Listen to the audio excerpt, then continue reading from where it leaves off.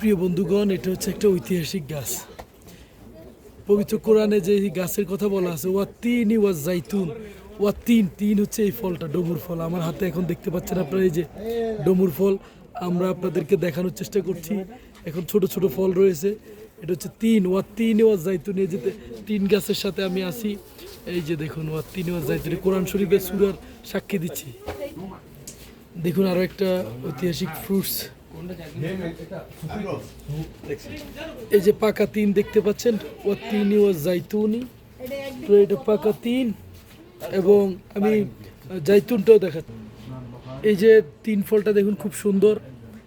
এটা পবিত্র কোরআন শরীফে এই সূরার এই তিন ফলের কথা মহান আল্লাহ তাআলা বলেছেন।